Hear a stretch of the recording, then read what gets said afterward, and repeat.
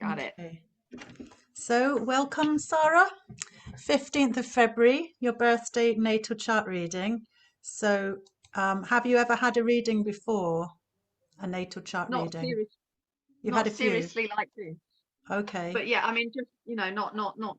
Well, I mean, I think you've done it in the degree when you printed it out first time, like 10, 12 years ago. I remember you kind of Okay. giving me an overview, but Yeah. nothing complex, nothing Okay. full. Fine.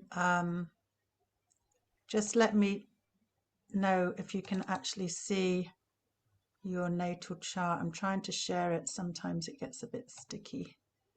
Let me see.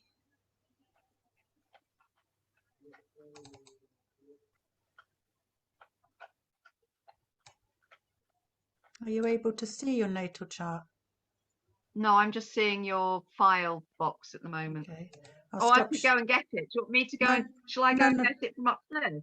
no, That's it's silly, I didn't fine. bring it with me. It's absolutely fine. It should show now. Yeah, Okay, cool.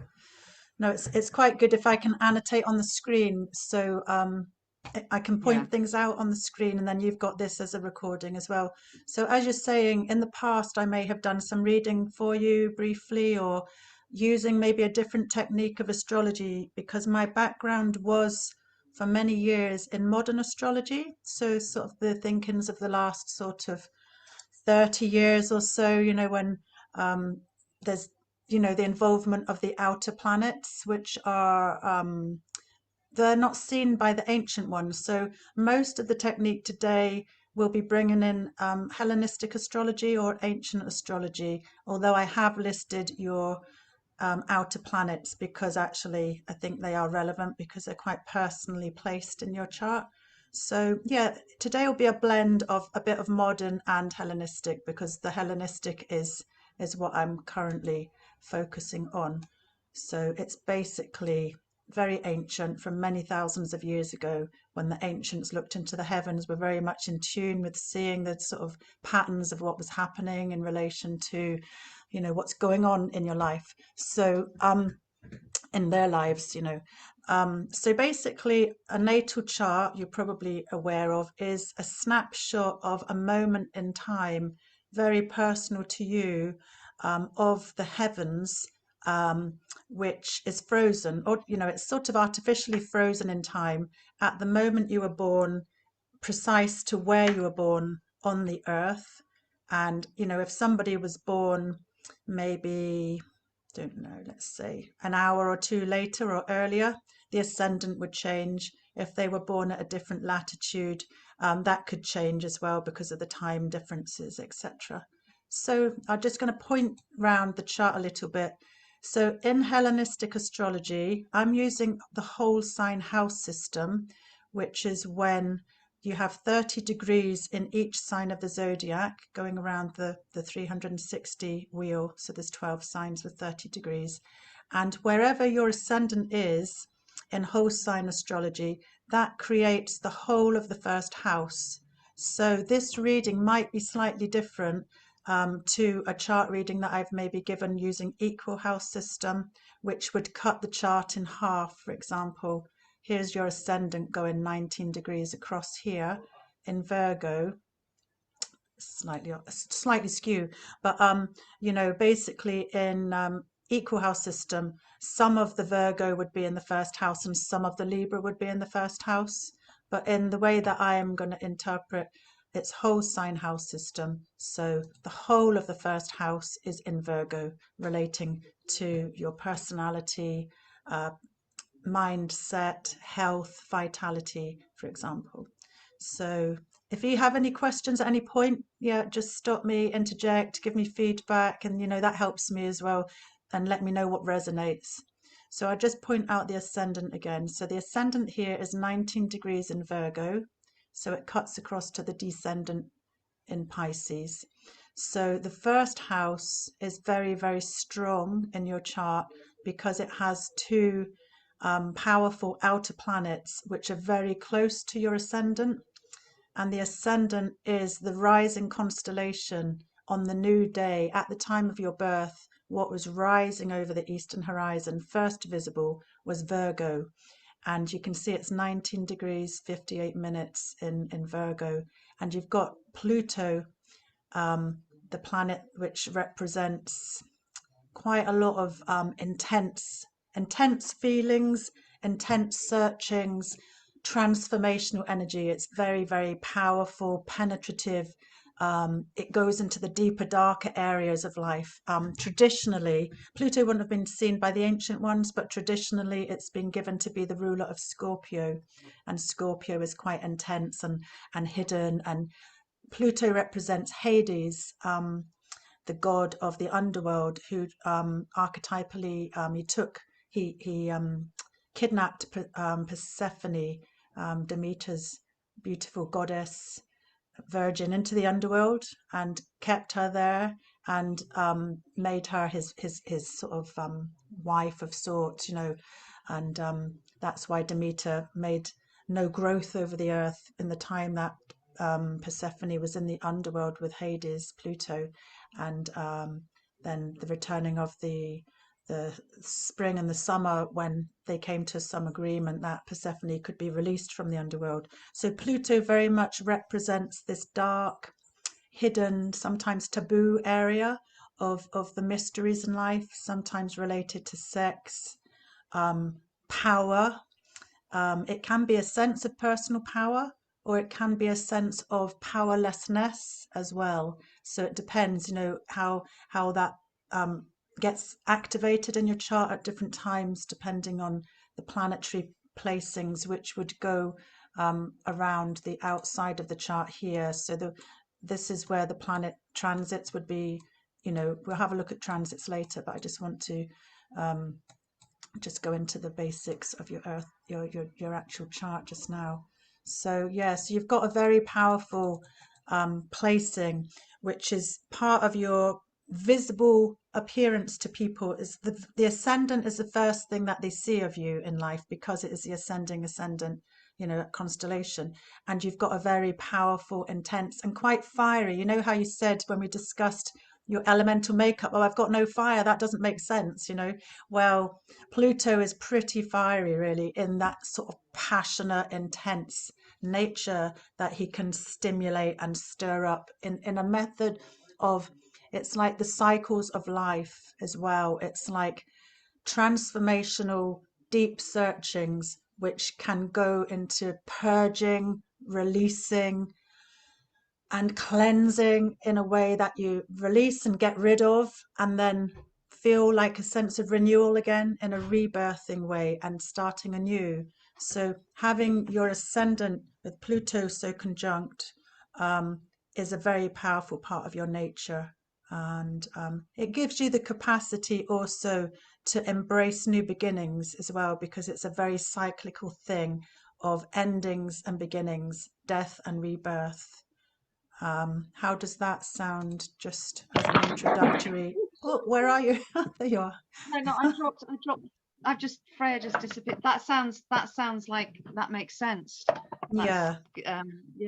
And I was just trying to work out which of the symbols so the ascendant, obviously AS, Yes. and then the little brown kind of cross circle. Where's Pluto? Which is the Pluto? Right. Okay. Sign? Let me just go round and highlight all these different planets for you. So I'm going to use a It's in there, heart. isn't it? And that's why the thing moved, because I've got your chart big enough so I can see it, which is meant all my symbols are away, or I can't find them. Can you? Or are they there? Can you Anyway. see the chart? It should still be sharing. Maybe you just need to maximize. Yeah, no, I've got the chart, but I Okay. can't see where the symbol, what each of the symbols. Right. Okay, go on. Right. So there's a heart there next to the ascendant and Pluto. Can you see this sign here? Right. Yeah. So that's Pluto, 20 degrees. So it's only like 1.5 degrees away from your ascendant. Then you have Uranus in the blue next to Pluto at 23 degrees Virgo. Both of these are retrograde. Just means that viewed from Earth, they look like they were going backwards. In fact, they probably weren't. So so this brings in Uranus. Right, Sorry? okay. Yeah. Say No, that that's again. good. That's okay. I was just thinking what retrograde meant to the pull of the, how that meant, what it meant. Yeah, I mean, a lot of planets can be retrograde. The north node of the moon is always retrograde. Jupiter can sometimes be retrograde. All the planets can be retrograde at some points in your life, and they may or may not have Yeah. a bearing on fortune or difficulties coming forward and going backwards as well, I Yeah. suppose. Okay. So Mm, yeah, we'll just quickly go through. So we've got mm, Ascendant and Pluto and Uranus, all in the first house in Libra, and also Uranus is another planet which is very explosive. Uranus represents um, sudden, unexpected upheavals and unpredictable events, a bit like a volcano erupting, a bit like a mm, lightning bolt storm. It's just really, you can't control it and it just comes out of nowhere. So Uranus um, is part of your character as well, and it's yeah. 23 degrees, so it's only about 3.5 degrees away from Pluto, and it's still within orb of your ascendant because it's only 24, it's only 4 degrees away. So, well, it's a wide orb to your ascendant, but definitely in conjunction to your Pluto planet placing. And because it's in the first house, it makes it very personal. Normally, Yeah. Pluto it takes about 248 years to go around the whole chart, so it spends many, many years in one sign. So that's why it's not always brought in. But because it's in the area of your first house of health, character, behavior, psychological makeup, and vitality, it's very much personal to you, that fiery nature and that explosive, unpredictable, Yeah. eruptive part of the self, which just suddenly happens. Um, it's Mm, just a hard thing to control, Uranus. Although, well, I suppose Uranus is of an earth sign, Virgo. Virgo is feminine, it's mutable, and it is a yin sign. All the earth signs are feminine, like yin. Mutable means that there's a great adaptability. I will share all my notes with you, Sara, as well. I can email them, so you're welcome to take notes, but that's also, I will email you my notes as well, and I've got quite a lot. So yeah. mm. So yeah, so Yeah, so that I like that. That's good, and that makes sense that it's all in that first house. It's so close to the mhm. ascendant. It does kind of it points towards a particular set of challenges which I have Yeah. personality wise. Well, it sort of In yeah, makes it's sense. Yeah, it sort yeah, of explains some of how you who I express am. yourself, and it's just there, and Mm. that's what you've got to work with. Obviously, Yeah, and with wisdom or through different experiences, you might be able to have some sense of more coping with these expressions of yourself, and well, I also if kind of hope. I sort of kind of hope that I have a little bit yeah. got better at it, but maybe not. Yeah, and we were talking about Virgo there on the cusp of the first house. So Virgo symbolizes the archetypal virgin bringing in the harvest, and she appreciates all that comes from the earth. She appreciates the changing of the seasons. She's very much in tune with the earth and appreciates, seasonal harvests, and she can be seen in the past as a deity that was celebrated, but one that didn't really get involved romantically as well. So she was sort of raised up. I can't remember which goddess I'm thinking of here, but there's one part of Virgo which is somebody that is like the virgin that didn't get involved, but she represents all the earthly gifts of nature, and Virgo is very much about the body and healing as well, and of being of service.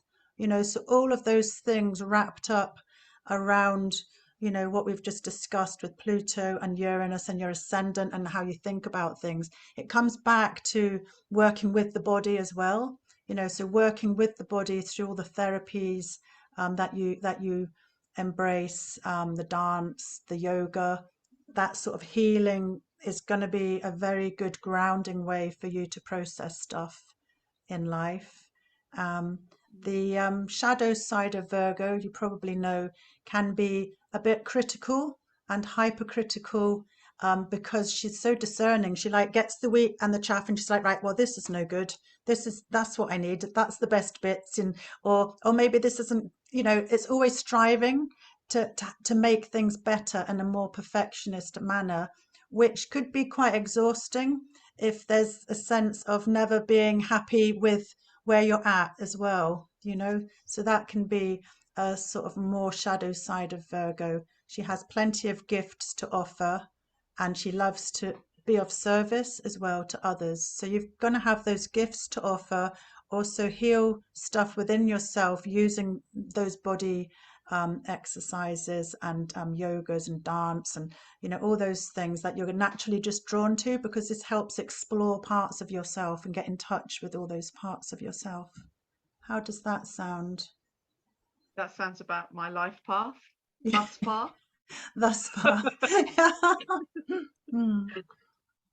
Okay. Now we're going to look at the moon, because you were born at night. Let me just double check. I should have done this at the beginning. 5th of February 1967 at 8 o'clock in the evening GMT.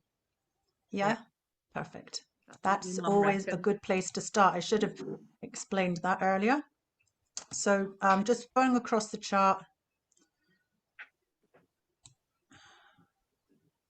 I saw you drink a cup of tea and I thought, oh, I need one of them. Yeah. So because the sun is under, see the sun here, I've drawn across the chart the ascendant and the descendant. So the sun rises and goes this way around the chart and descends here when the sun goes down. So your sun is under the ascendant line, which means basically you were born at night. So because you were born at night, it makes the moon your sect light. So the powerful, one of the most powerful parts of your nature will be your moon, because you were born at night, and the moon would resonate with that sort of darker time, the more hidden time. So I'll just go into a little bit about your moon in Capricorn. So the moon in Capricorn represents our emotions, our body, and also our health. It's another area related to the health, that the moon. And it's always changing, the moon, just like the lunar cycles, when you go from dark moon to new moon to building up, waxing, quarter, full, like now we're just coming up to full, and then after full it goes in the cycle of the three, the disseminating moon. Sorry about that thing that keeps coming up. I don't know why this keeps coming up.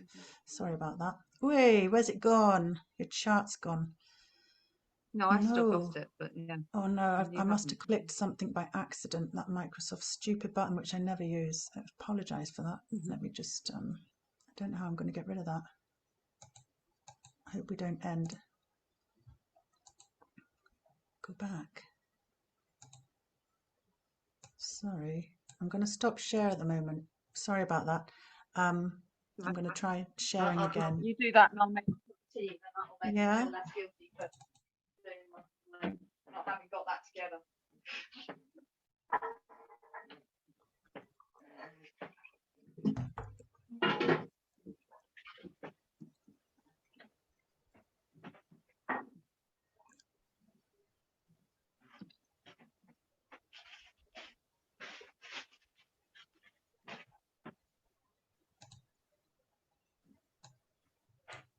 You got it back? Yeah, I've got it back. It's okay. Somehow when my cursor goes to the bottom right of the screen, it just brings up this big block of Microsoft stuff, which we don't even use. Anyway, here's your moon. It's in Capricorn. I've just circled it. And it's in your 5th house of Capricorn. So normally the moon is ruled by Cancer, the sort of the opposite sign to where your moon is placed at the moment. So basically, because Cancer is the ruler of the moon, and the moon is in the opposite sign to Cancer, it's known by the old ones. It doesn't sound very pleasant. It's known to be in detriment when the moon is in the opposite sign to that which she rules. So usually she likes to be in a feminine, watery sign of Cancer, and she's in the opposite sign of a feminine cardinal earth sign of Capricorn, represented by the wild or domesticated goat. Go away, thing. Sorry, that Microsoft thing just keeps coming up. Sorry.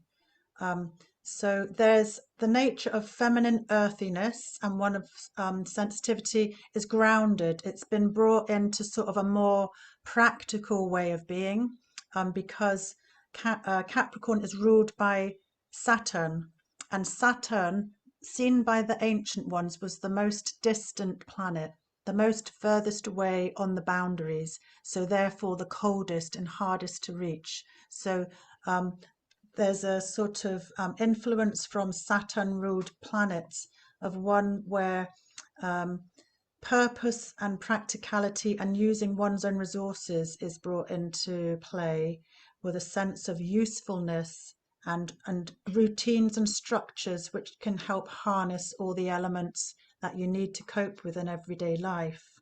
So the moon being the guest of Capricorn is very earthy and sensible, but because of that sense of Saturn ruling from a distance, there can be a sense of emotional detachment as well, a slight coolness to the feelings.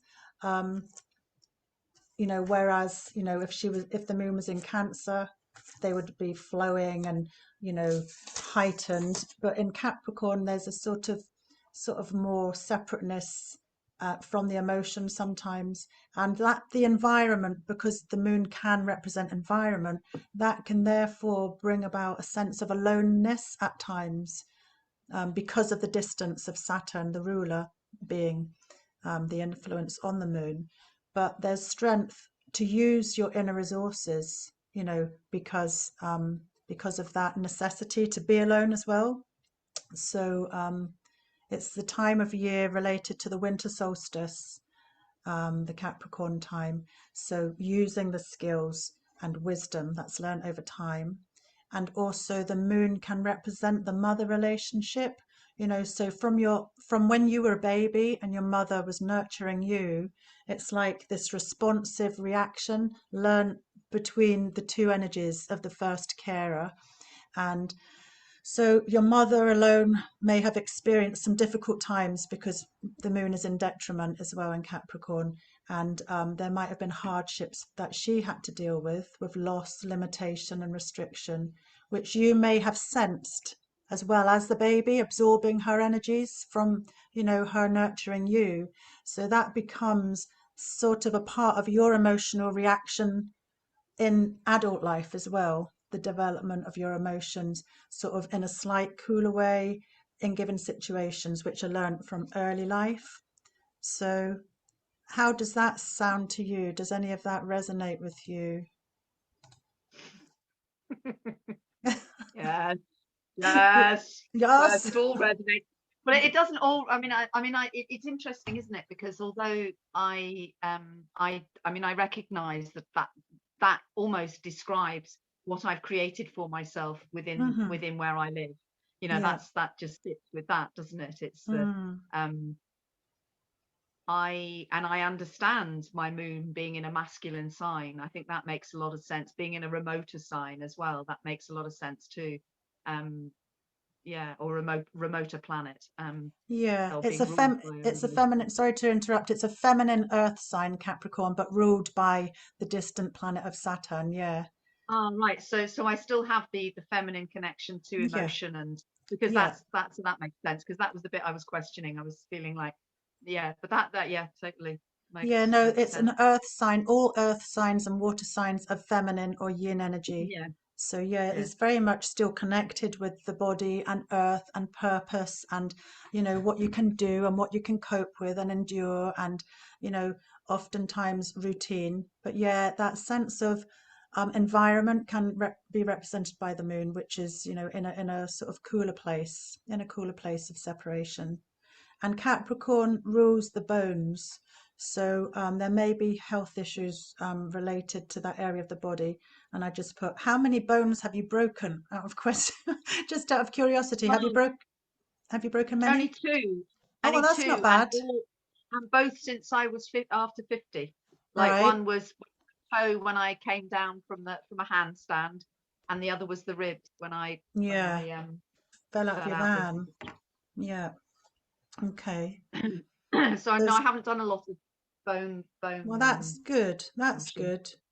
You Yeah. have got a whole sign opposition from Jupiter in Cancer.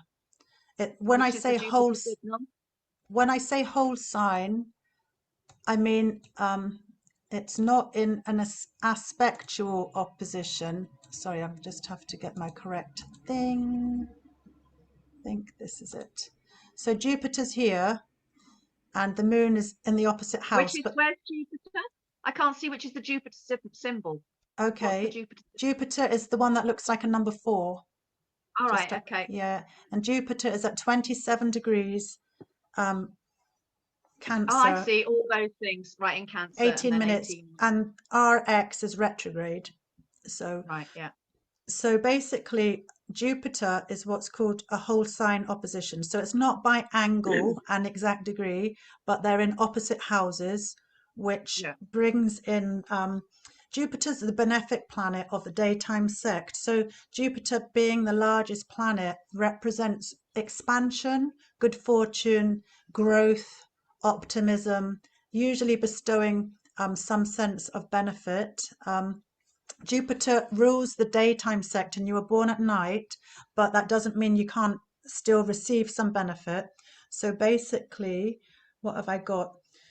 There could be lessons in life to get bringing together the sense of expansion and growth and community, because Jupiter is in the 11th house of your friends, your benefactors, your sense of where you belong in a tribe, that whole sense of friends and community that support you.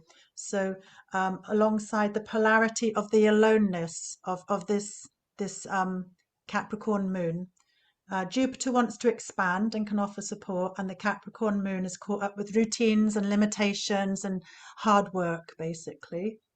So that's just one of the aspects that I thought was potentially at play within your life as well. Yeah. Okay, so I've got Mercury next. Mercury is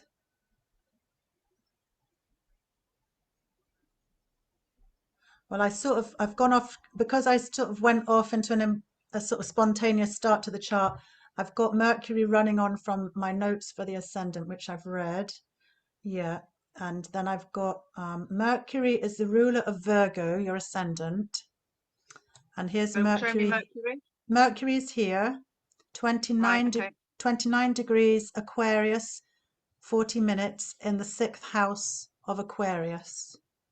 So traditionally, if you think about ancient times, Mercury was the trickster, the magician, the traveler, the merchant, and how it was very rare for people to travel much because of, travel back then was really much harder and more restrictive. But Mercury was the one that darted around the place and went to one tribe selling stuff from this village and, carrying news and messages back. So Mercury represents communications in all forms, as well as travel.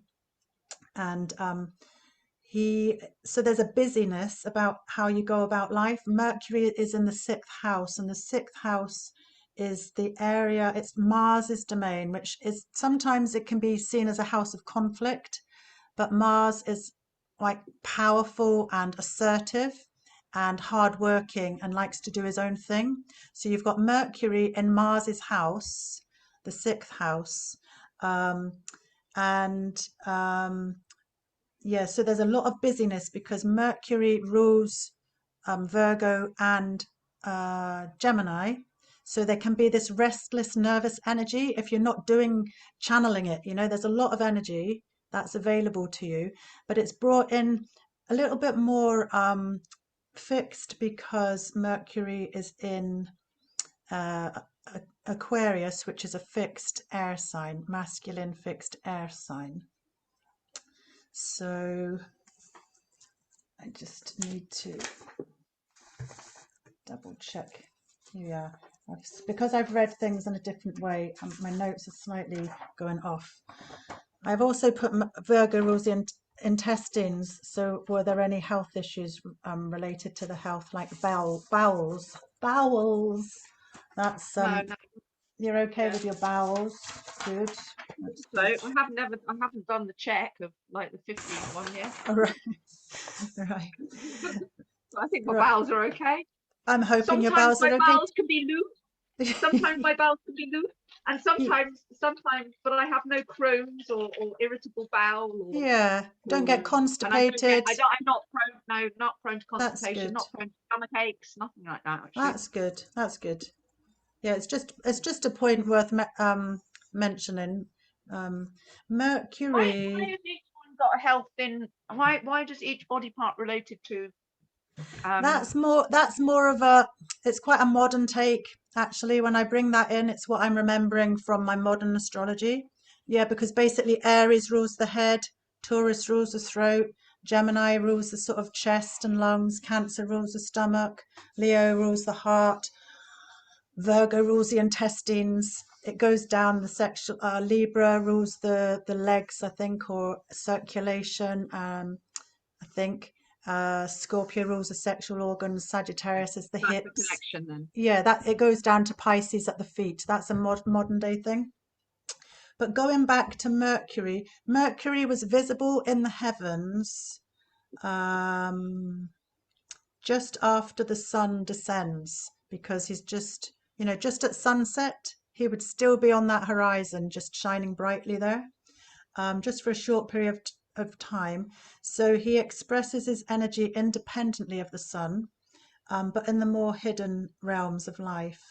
Um, he's also at the anaretic degree, which means the very, very last degree of a sign. So when a planet is at the very last degree, 29 degrees, it sometimes can bring a little bit of difficulty expressing the the actions of that planet. So sometimes there might be problems within communication that are hard to bring out because Mercury is in the anaretic degree of Aquarius. I don't know if you find that. Do you Yeah, feel that you're able to communicate clearly? not all the time, no. Yeah, who is? But yeah, but I think there will No, be an inventive part of your mind because Aquarius is the symbol of the archetypal water carrier, bringing new ideas. It's forward yeah, yeah. thinking. Well, It's very, I mean that my yeah. I feel like my life has been dominated by ideas. yeah. And you will always be stimulated by ideas because you have a very active midheaven in curious, ever sort of searching Gemini, which, that's going to just like constantly give you this sort of idea of, oh, stimulation here, and I could aspire to do this, and I might do that, and I could travel there. And, that's very, very Mercury ruled, Gemini, and that would be 30, 60, 90. That's in trine to Mercury. So that's a good position, giving you the potential to use all that sort of aspirations and sort of compass towards searching for more and learning more. It's like ever, never quite satiated, always wanting to get more and learn more and think, oh, well, there's got to be something else that I can add to that. That's very much a Gemini and curiosity, using the mind, and very flexible and adaptable. But at the same time, that can be quite exhausting as well because there can just be so many different ideas going on, and it's like juggling 100 balls and not being able to quite focus in on the one ball or the three balls even. But yeah, so yeah, that's a bit of a different influence there. So let me see. I've done Uranus and Pluto.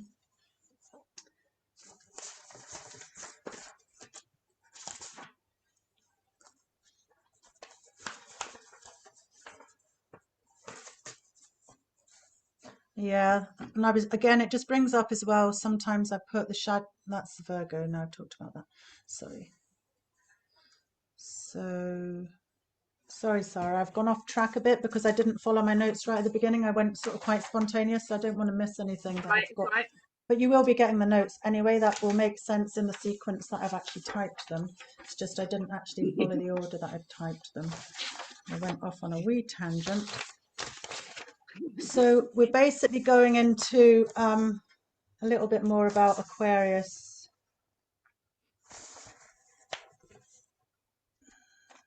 Why doesn't that? Where's my 5th page? Right, here we are. Sorry. Yeah, so Mercury is about right, no, sorry, we'll go on to the Sun. So we've done the Mercury in the 6th house, so it's So in a Mercury busy, is communication, travel, yeah, expansiveness, moving yeah, outward. ideas, travel, and selling, actually, selling stuff. And it's in a house, Mercury is in the 6th house. The 6th house is hard work, everyday routines, you know, sometimes a bit of repetitive toil, and also being it's the house of also getting people in to work for you as well. Like, say if you needed a plumber, it's getting somebody in to do a service that you need to be done, or it can be you being of service to others. But it's very much a house of hard work and daily routines, but it also can be rituals as well. So I think having your Sun and Mercury in that house just gives a lot of energy to the busyness of your life as well, because the Sun is about the expression of your spirit, um, Yeah. and your soul's purpose in life. So in Aquarius, as we were talking about, it's the archetypal water carrier, bringing new ideas, also aware of the traditions of the past, because Aquarius traditionally was ruled by Saturn, the distant planet who limits and, you know, wants you to be patient and take your time and just be a bit, you know, careful and more cautious about things. So Saturn, being the traditional ruler of Aquarius, um, is on the boundaries of the zodiac, the solar system that the ancients could see. So there's a personal sense of responsibility and personal independence, because Aquarius loves to just do things on his or her own terms, and it's a fixed air sign related to the light that's coming after winter solstice. So there's a sense of light increasing and a sense of progression possible with determination and steadfastness, because it's a fixed air sign. Again, air being one of communication. So the mind, using the mind and communicating your thoughts is really important for you, as well as creativity and journeys of the mind in the area related to hard work. Yeah, makes sense. Yeah. Yeah, and as I was saying, the 6th house is the home of Mars. That's Mars's domain, and he doesn't mind a bit of conflict because he's a warrior, and he'll fight for what he believes in. But it can be a bit of a difficult house, and it also can have a bearing on your health. The 6th house, the 6th house. So as well as the 1st house and the Moon, the 6th house is related to the physical health and psychology too. So, you know, there could be sort of some stresses with, you know, with that Mercury at the anaretic degree, just always having sort of lots of nervous stimulation, although a bit more grounded because it's in a fixed air sign. But the Martian influence can be a bit of battle and difficulty and a bit of separation. Mars doesn't mind separating off. Just because, you know, he feels he can do things himself anyway. So this allows you the freedom to express yourself on your own independent terms. And the ruler of Aquarius is in the 7th house of relationships up here. So that one that looks like a T with an S coming off it, that is the ruler of Aquarius. And when they're in a house next to each other, it's called aversion. So they're not in an aspect that can lend support. So, you know, at times that could feel like a burden, that all the stuff that you have to deal with in everyday life, just how you've expressed, you know, sometimes having to do all the hard work yourself, it just can feel a bit like a burden. And the ruler of Aquarius, Saturn, isn't really able to help from the house of relationships, because that's where Saturn is placed. Okay. Is that okay? Yeah. So just making sure. The Gemini and 12th house of career and social visibility up here, which we talked about very briefly, is also a house that Mercury rules. Going back to Mercury. So this is deposits Mercury by a trine aspect, which is good. Trines are of the nature of Jupiter. So the 10th house of career and what you're seen to do in the public eye and your reputation, what you're seen to do publicly, oftentimes the career, is given a supportive aspect because Gemini is multifaceted and changeable, can keep life very interesting and creative, but also, you know, it can be overwhelming sometimes if you can go off track with new ideas and stimulation. But there's always this curiosity to learn more. Yeah, and what I was saying is if you spread yourself too thinly, you know, it basically can take its toll, you know, if you're not focused enough on sort of maybe less subjects, because you know you've already got a lot going on in this 6th house. Yeah. Yeah. Okay, so now we go to Venus. You can give me any feedback or if you want to. No, it's good. It's good. Yeah. It's making sense. Okay, cool. So now here's Venus. You probably recognize the symbol of Venus here. 7 degrees in Pisces, 32 minutes. Venus is in your 7th house of relationships and represents how we relate within relationships on a one-to-one basis with others, how we bring together in union, and our appreciation of all that's beautiful and refined, and oftentimes related to women, sisters, mothers. And she represents our desires because she's the goddess of love and sometimes lusts. And the shadow side of Venus is one of vanity. So actually, it's a good position for Venus in some ways because Venus is exalted in Pisces. So she rules Taurus and Libra, but she's exalted in Pisces.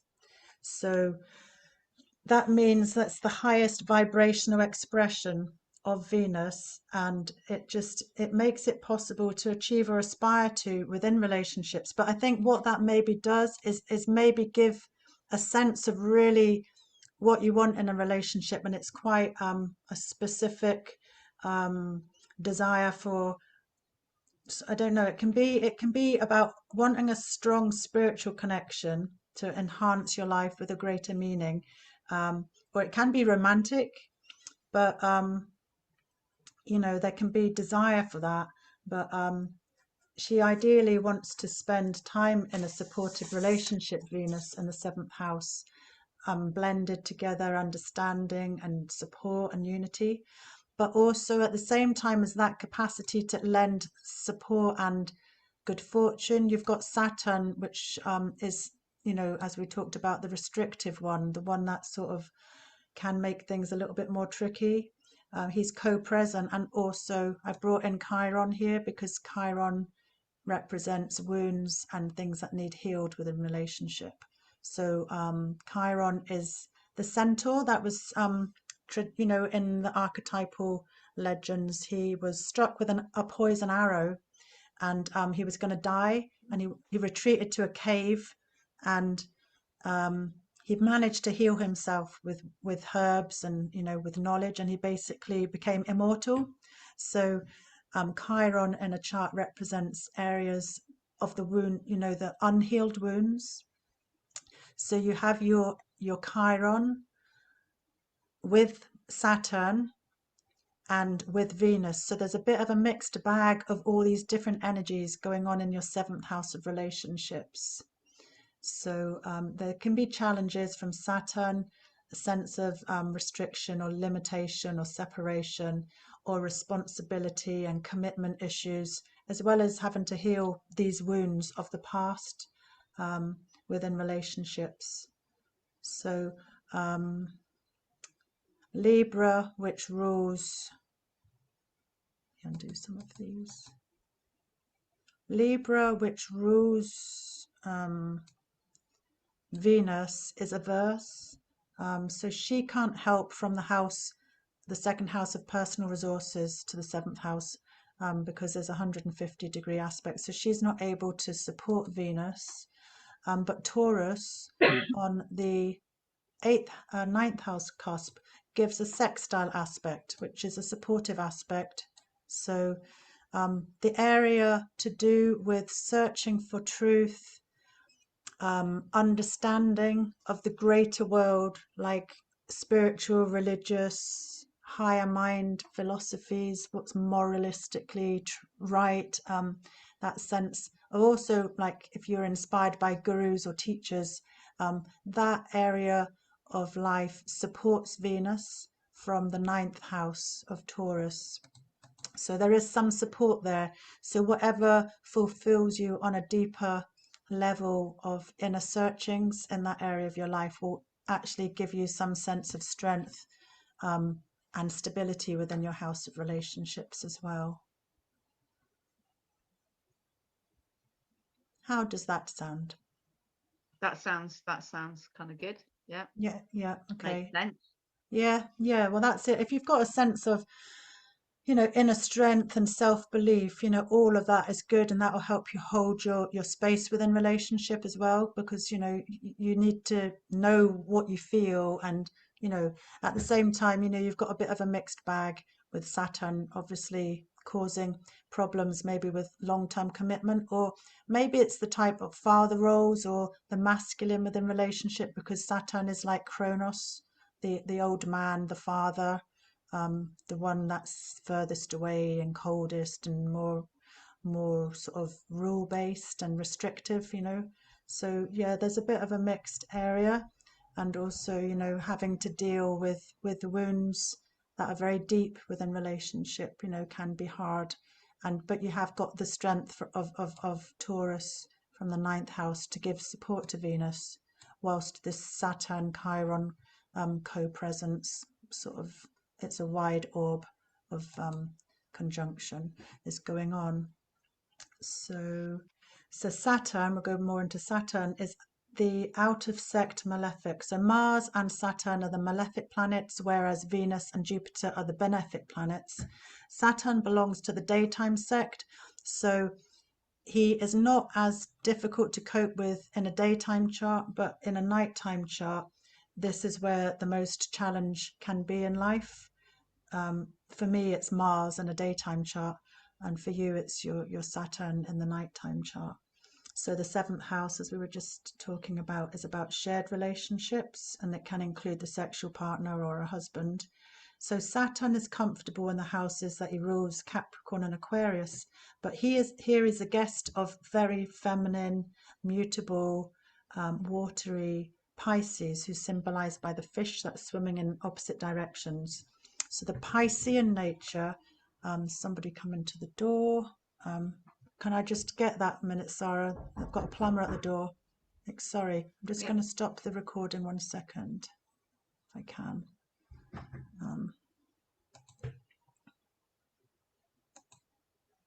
Sorry, 1 second. Pause. Hi there, sorry about that. It's typical, isn't it? Sorry about that. So we were talking about the nature of Pisces, and Pisces is a feminine sign, deeply sensitive, deeply intuitive, very adaptable, because it's the mutable nature of water.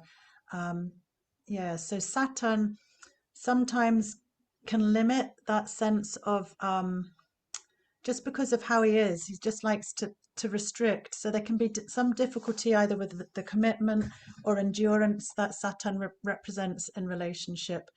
And it can be about the masculine patriarchal strictness of a father figure or a partner who represents a father, or one who imposes rules and boundaries. So Saturn wants structure and commitment, but Pisces is quite nebulous.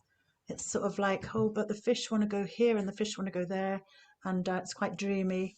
And Pisces doesn't want restriction, wants to just flow and have no boundaries. So it's like it's a bit of a mixed blend there. So it might be that Saturn just has to be alone, away from the partner, if this shared sense of commitment can't be met. And I was talking about Saturn within a wide orb of Chiron, 4 degrees, 4.5 degrees. Share your screen again, Deb. Sorry, did you not Share hear your, that, darling? Sorry? no, I did, but share your screen again, Okay, because I sorry. have, Yeah, but yeah, no, that's all good. Makes sense. yeah. It's just like a reflection of what you've got to work with. You know, you obviously can feel what feels true to you. You know, I can't change what the planets are saying. This is the life's karma that you're living with. You Yeah. know, we probably have many lifetimes, and this particular lifetime, this is where there's going to be a challenge and hard lesson, because wherever Saturn is in your nighttime chart is where you're going to have these lessons to work through and develop Okay. and develop yourself.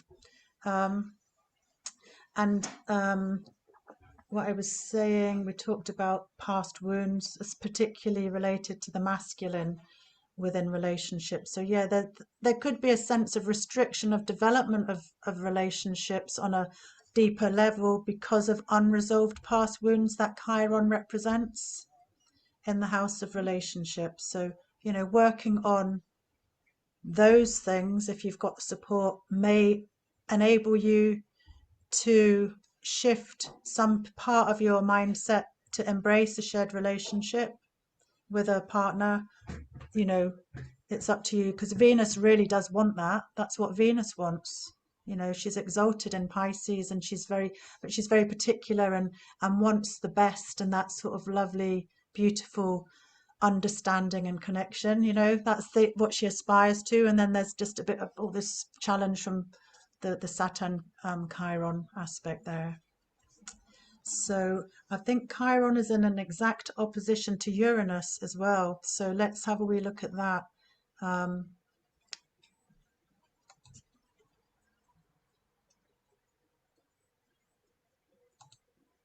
So Uranus is 23 degrees Virgo, and Chiron is 23 degrees Pisces. So they're 180 degrees apart exactly. So when you have an exact aspectual by degree, it's very, very accurate and very, you know, personal and very intense. So that can also cause those eruptions that Uranus expresses related to relationship wounds, you know, because it's coming from your first house of self-expression to your seventh house of shared relationships. So yeah, that's just another strong part of what's going on within your character, and what maybe flares up from that necessity to polarize those energies and bring them together and try and find the balance. You know, it's a constant striving to find a balance when planets are in opposition. Yeah, Yeah. yeah. And what have I put? The enduring supportive relationships are with the fathers of your children. So the shared experience of being parents has helped you come together in a bonded connection of relationship, whether or not you're still living within, you know, the same. Terry? Yeah. Yeah. Yeah. So now we're going into the next malefic planet, but this planet is Mars. So here's Mars. He's 28 degrees Libra, 11 minutes, in the second house, which is related to personal resources and financial personal security and the ability to use your own resources. So it represents a house about security, what you have, what makes you feel safe, your own ability to create stability on your own terms, using your own skill set or bringing in services of others who can support this. So fiery warrior Mars is the guest of Libra. So again, this is another situation where Mars is in the opposite sign to that which he rules, because Mars rules Aries, and Aries is a fire sign, cardinal fire sign, but Mars is actually in the cardinal opposite sign of Libra, which represents the scales and the balance and the harmony, usually ruled by Venus, who likes to bring together, and Mars likes to separate and do his own thing. So fiery warrior Mars is the guest of Libra, who yearns for balance and harmony without discord, which can cause difficulty for Mars to exert his energy. So Mars is about how you do things and how you apply your energy to projects. He rules Aries and he's in the opposite sign of Libra. So this might influence energies that might oscillate between doing all or nothing, or perhaps high energy at some times and then depletion at other times, because it's the Libran scales that are always trying to ideally be found to be in perfect balance. But that's really difficult in life, so it's like that's what you're trying to achieve in an ideal world. And sometimes Mars may be like a peacemaker because he doesn't want discord in Libra, that usual fiery nature of wanting to exert himself on his own terms has to be sort of tempered down in the Venus ruled Libra sign. So so Libran energy is one of doing and experiencing in relationship and partnership, but Mars wants to be independent and self-sufficient. So there's a little bit of a mixed bag here, because he's also towards being in the anaretic degree. He's right at the end, but not quite at the anaretic degree, but he is in detriment in Libra. So, he wants to do things in his own impulsive, speedy manner.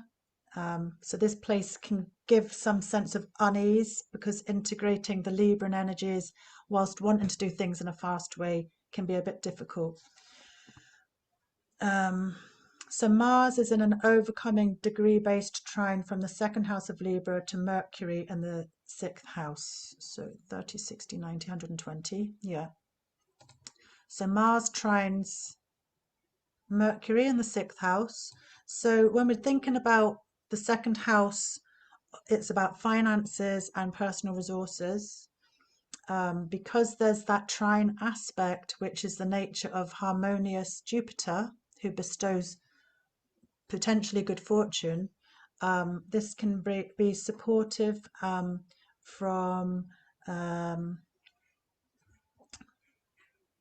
supportive here. So personal resources might be able to support the everyday work and life and duties, but because of the energy of Mars, it might also cause some sort of heated inflammation and irritation and potential depletion.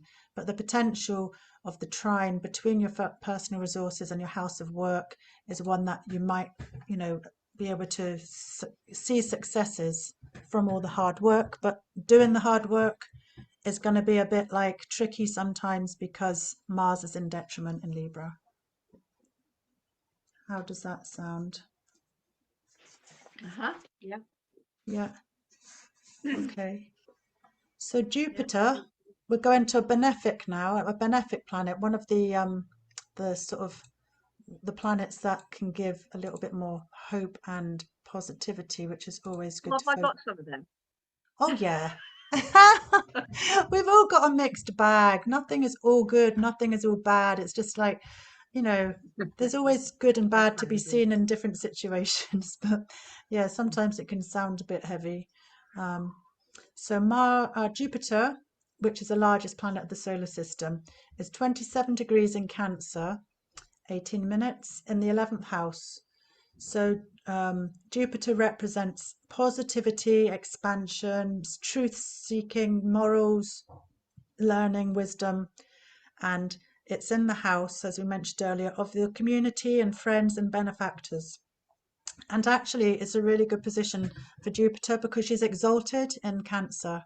So, Jupiter rules Sagittarius and Pisces, but is exalted in Cancer. So that's like the best expression to use that energy. And it allows an expansive spiritual seeking and energy to be harnessed within the sensitive, caring, nurturing, motherly sign of the zodiac, which is Cancer, the crab. So this placing will highlight many friends and acquaintances, most of whom will benefit you and support you and bring you, what you need to, in that area of where you belong in community. So because it's in retrograde, Jupiter, you know, sometimes that support may be stronger at certain times than others. So it's not always going to be constant, but it will be there, you know, depending on what's going on in the transits around the chart. So that's a good placing. And Jupiter also provides an overcoming whole sign square to Mars in the second. So Mars is down here, 30, 60, 90. They're in pretty close degree, actually. They're only about 1 degree apart, so it's pretty much an aspectual trine. And Jupiter is in the position where he's more powerful than Mars, because it's called an overcoming trine. To the right, when he's to the right, he has more power over the planet to his right when coming from the left. So this influences some sense of support and expansion and benefit to your house of personal resources and security and personal security. So that's a good thing. You know, you might have partnership issues that aren't ideal, but you've got all the community stuff up here that is bestowing good fortune to your second house of personal resources as well. And actually, going across here too, there is a trine, 30, 60, 90. Yeah, actually Jupiter trines your Saturn as well. So Jupiter will give you some sense of support. Although in this situation, as I was talking about Jupiter being in an overcoming trine to Mars, on this occasion, Saturn is an overcoming trine to Jupiter here, because it's coming from in the position of having more strength. But the trine is supportive. So, you know, again, that brings back the idea of a grand trine, which is a modern day thing. So you have got a grand trine in your chart in a water sign, Cancer, the crab.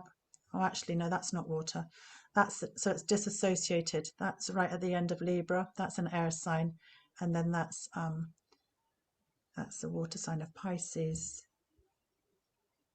Why did I think Neptune? No, wait a minute. 30, 69. No, sorry, I was wrong. You have got a grand trine in water. So Jupiter goes to here in Pisces, 24 degrees in Neptune and Scorpio. And then Neptune is in trine to your Chiron and Saturn up here in Pisces. And Saturn and Chiron are in trine to your Jupiter in Cancer. So that is a water trine, grand trine. So the energies of the trine is all flowing and all supportive, and the highest sort of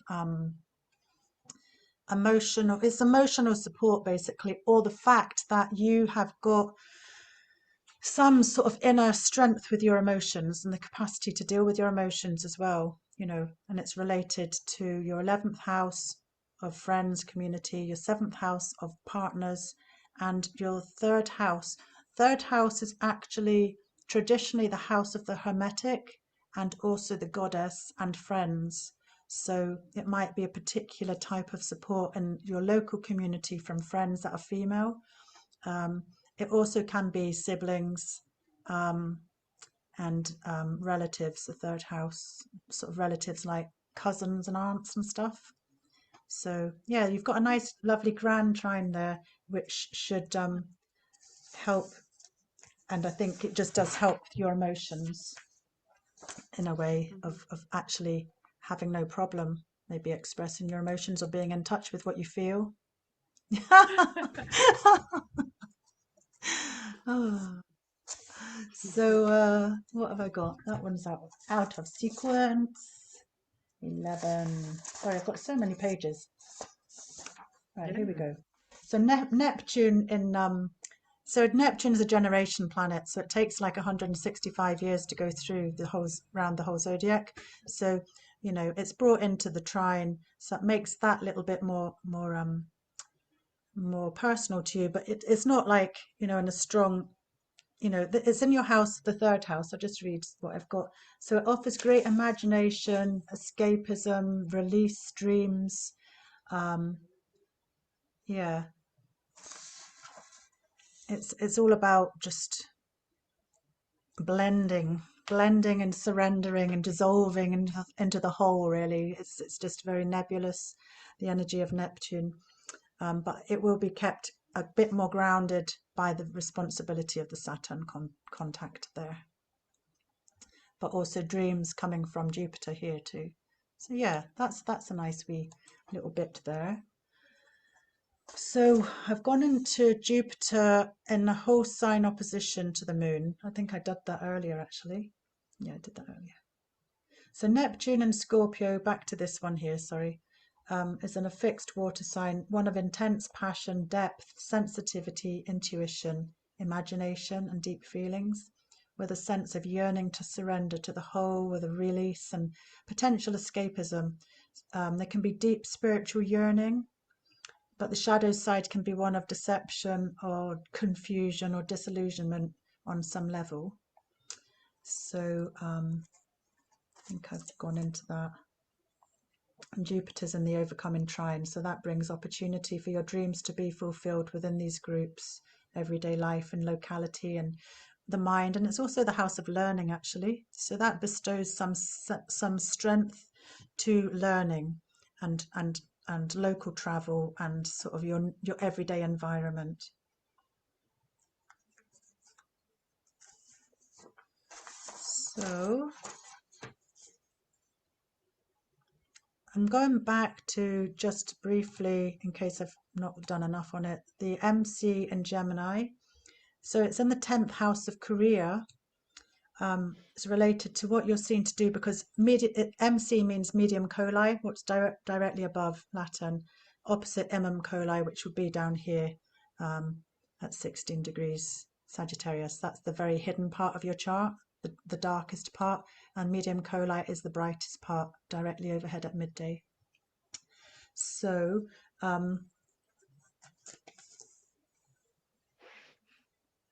why is that there? Right, okay, here we are, that's right. The Gemini is a masculine mutable air sign symbolized by the twins, which gives two sides to every situation. So the airy nature of Gemini is one that enjoys much communication of thoughts and speech and sharing ideas. It's a bit like if you're playing ping pong and there's just pinging that way and coming back that way. It's like very much a duality thing, really liking to have debate and interaction and a bit of humor. And, you know, it's very much a light, airy, you know, of the mind, you know, flitting, adaptable, changeable. So that's very much a Geminian thing. And it's also a little bit mischievous. And it can be the merchant, and it's also the magician and the merchant, the one that traveled from place to place, which wasn't very common in the past. So that can give you the midheaven. It's like what you aspire to, can give you that sense of adaptability and changeability and an enjoyment of a lot of mental stimulation and interaction related to progressing your career and your aspirations in life. And I've got that the sun is casting an overcoming trine. Yeah, 16 degrees Aquarius to 16 degrees Gemini, from the house of hard work to the house of career. So that is actually providing, you know, that Jupiterian trine potential for benefits and good positive outcomes from all that hard work to the area of your actual, what you're hoping to achieve in life, you know, and particularly in the area of your career. So it's a very beneficial, supportive, expansive energy, using all the action expressed by your determined sense of spirit and purpose in your life to make your aspirations come true. So that's part of the any questions about anything that I've just shared there?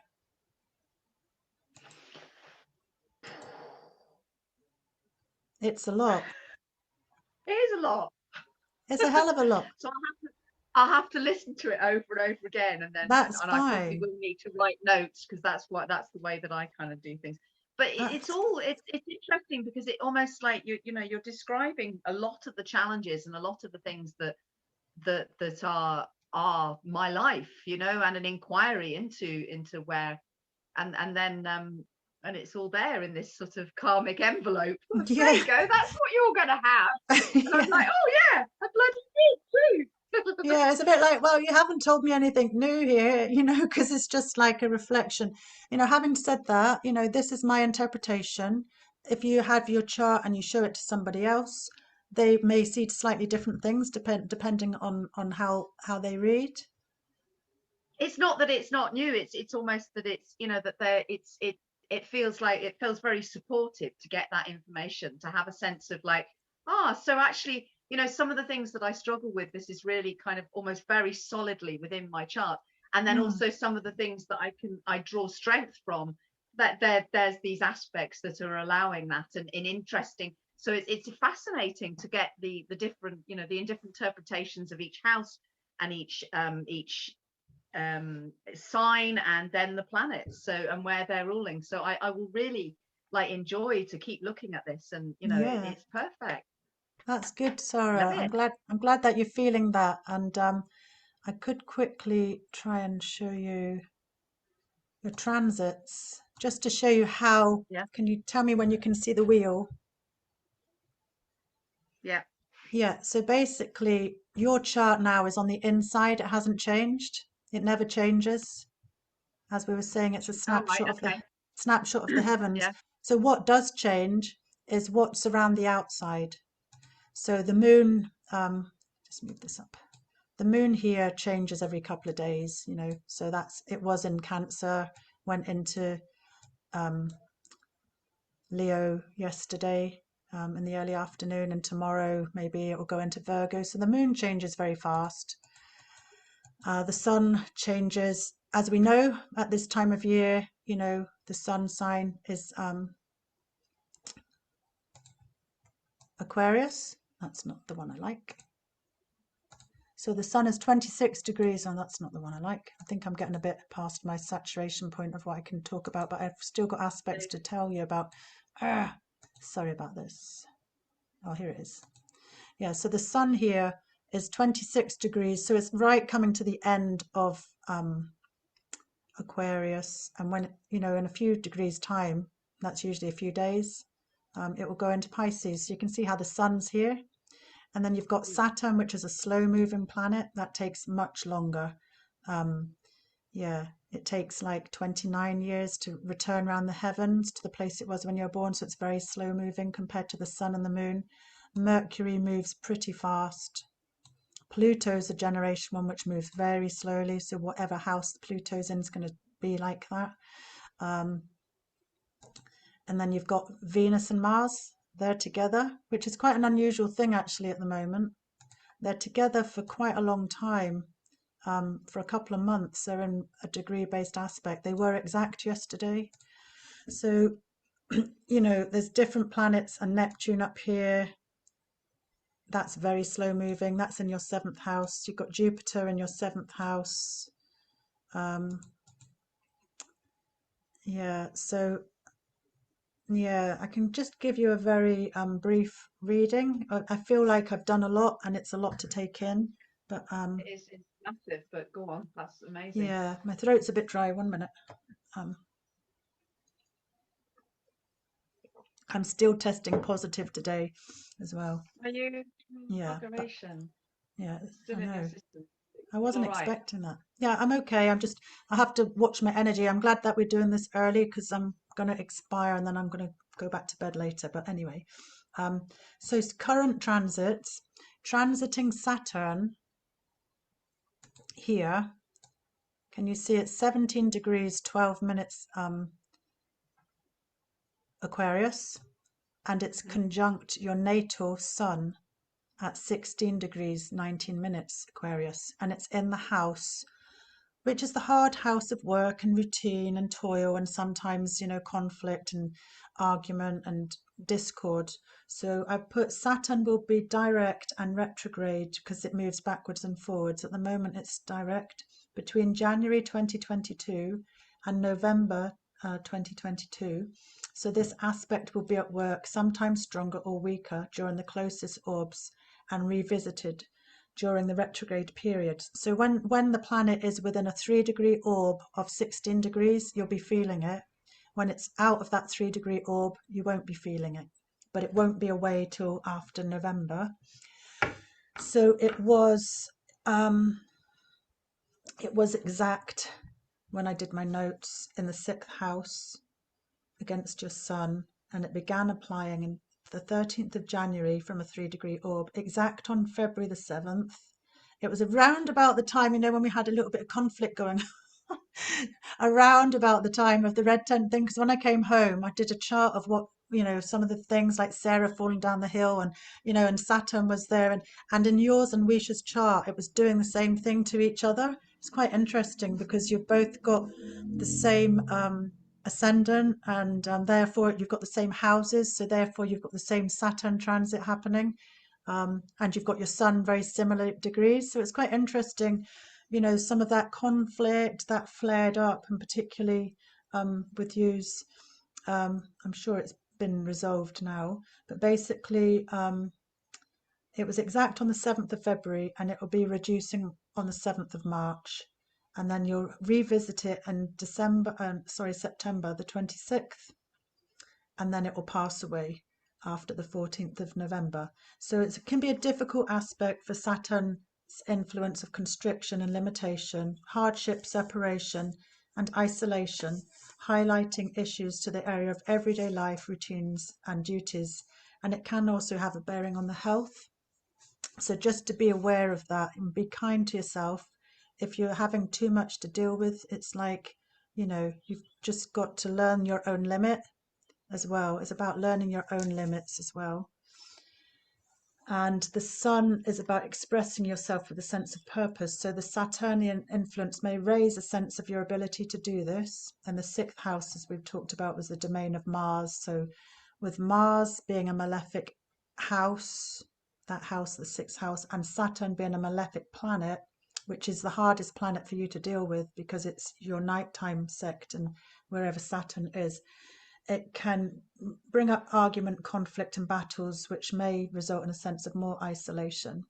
So the Saturn influence highlights your own sense of resources and skills and the abilities in this area of everyday life, work, and service. So what would be a good thing, well, you're probably finding it anyway, is creating a sort of sense of routine and structure that you can work within, with a sense of endurance and perseverance, which will enable the best outcomes for you to cope with this transit.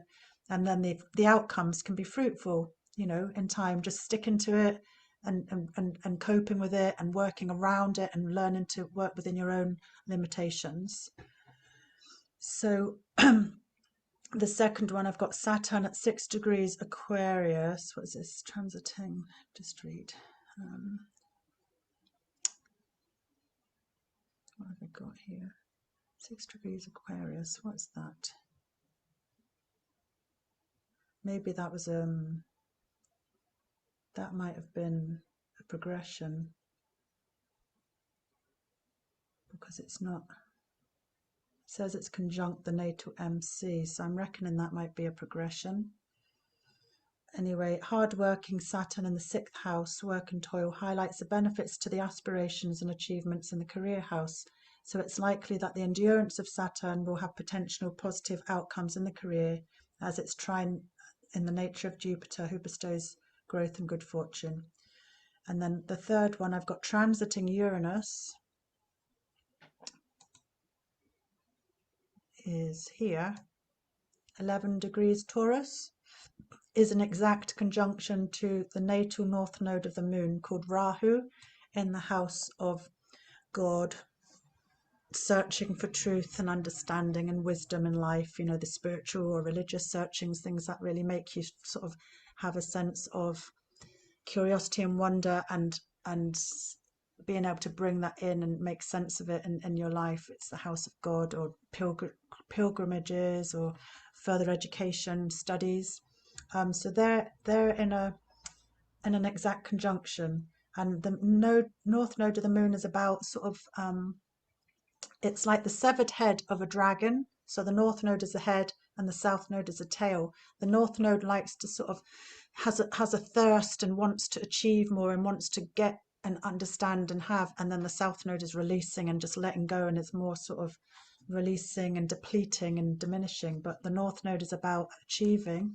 So when you've got Uranus there, it might be a time of unpredictable, unexpected events, changes, original thoughts and ideas, or destabilizing energies around the area of truth searching and understanding. So you might have a rebellious part of yourself, a bit like the explosive volcano erupting or earthquaking or electrical sparks. So it could be some sudden moment of inspiration and understanding or original thought, because it's just an unpredictable, sudden thing. So there's two sides of it. So about more knowledge and related to the higher mind and wisdom. But yeah, you could have some really original ideas that come to you as well whilst doing your sort of studies, inventive and personal and original. And it also might make you a little bit more rebellious as well. Not that I in that area, because it can be about teachers as well. So you might have teachers that are passing on knowledge, but you might have some resistance and want to rebel against some of that as well. I don't know whether that might ring true, but the ninth house is about further studies.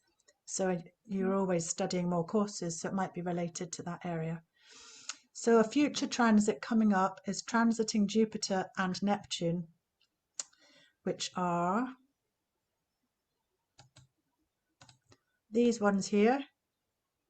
At the moment, Jupiter's 10 degrees and Neptune's 21 degrees, but they are going to become conjunct at 23 degrees Pisces up here.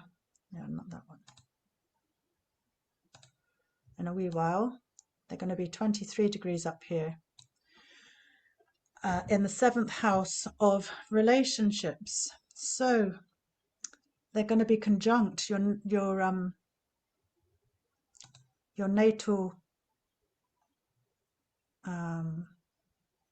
Chiron at 23 degrees. Can you see that?